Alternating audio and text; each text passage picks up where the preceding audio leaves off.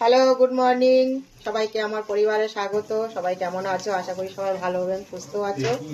ঠাকুরের আশীর্বাদে আমিও খুব ভালো আছি। খুব ভালো বলবো না, এক্ষুনি হাসপাতাল থেকে এলাম। আর কেন হাসপাতালে গেছিলাম সেটা একটা ছোট্ট ভিডিও দিয়েছি, দেখে নিও। আর যেহেতু আজকেই এলাম, সবে 10:30 বাজে এলাম হাসপাতাল থেকে, তো ওই জন্য আজকে রুটি বানাইনি। তো সকালবেলা ব্রেকফাস্টে কি বানিয়েছি বা বানাচ্ছি দেখো, ডিম টোস্ট বানাচ্ছি আজকে সকালবেলা ব্রেকফাস্টে। এরপরে আছে রান্না। তো রান্নায় কি কি করব, কিছু কিছু কেটে রেখেছি, এখন কোনটা দিয়ে কি করব বলতে পারছি না, পরে সব তোমাদের সাথে শেয়ার করব। তো দেখতে থাকো। তো দেখতে পেলে বন্ধুরা, এখানে দাদাভাইতে লাউ চিংড়িটা বসিয়ে দিয়েছি, লাউ চিংড়ি হচ্ছে। আর এখানে আর কি রান্না হবে সেটাই দেখাই তোমাদের। এখানে আছে দেখো শিম কেটে একটু নুন হলুদ দিয়ে অল্প সিদ্ধ করে জলটা ঝরিয়ে রেখেছি, এটা পেঁয়াজ দিয়ে ভাজা করব। আর এটা হচ্ছে লোটে মাছ, লোটে মাছ সিদ্ধ করে কাঁটাটা ছাড়িয়ে এখানে রেখেছি, এবার রান্না হবে।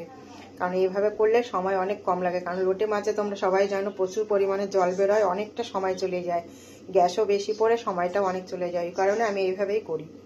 তো লোটে মাছের জন্য কি করেছি দেখো, এখানে পেঁয়াজ কুচিয়ে নিয়েছি, এখানে রসুন থেতো করে রেখেছি, কাঁচা লঙ্কা বাটা আর টমেটো কুচানো। আর এখানে আছে লোটে মাছের জন্য আলু কেটে রেখেছি। যেটা করে নেবো দেখো, কালো জিরে দিয়ে দিচ্ছি, আর দিয়ে দেবো সামান্য একটু পেঁয়াজ।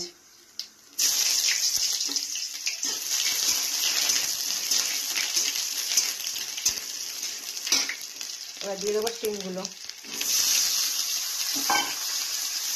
যেহেতু নুন হলুদ দিয়ে সিদ্ধ করা আছে, আর নতুন করে নুন হলুদ দেবো না। এটা এবার এইভাবে একটু হালকা দিয়ে ভাজা ভাজা করবো। পরে চলে এসছে লোটে মাছে, আর লোটে মাছের আলুটা আগে ভেজে নিয়েছে। আলুটা ভাজা হয়ে গেছে দেখো, তার আগেই মধ্যে পেঁয়াজটা আর রসুনটা দিয়ে দিলাম। পেঁয়াজটা অবশ্য একটা আগে দেওয়া উচিত ছিল, যাই হোক দিয়ে দিলাম। একটু ভাজা ভাজা হয়ে গেলে তারপর দিয়ে দেবো টমেটো কুচিটা আর লঙ্কা বাটাটা। আর তার সাথে দিয়ে দিয়েছি নুন, হলুদ দিইনি এখনও, নুন দিয়েছি। এবার দিয়ে দেবো টমেটো কুচি,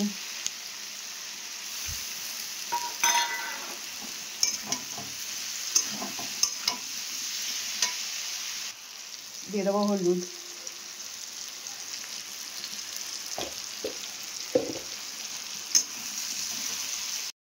তো দেখো তোমাদের দাদাভাই রান্না কমপ্লিট হয়ে গেছে, চিংড়ি দিয়ে লাউ, এখানে করেছে লোটে মাছ, আর এখানে শিম ভাজা।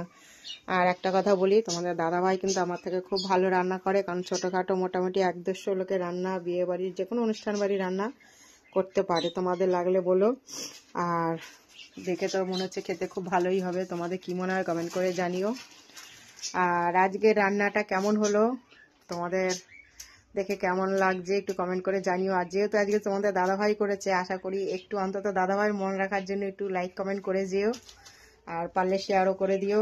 তো সবাই ভালো থেকো, সুস্থ থেকো, টাটা।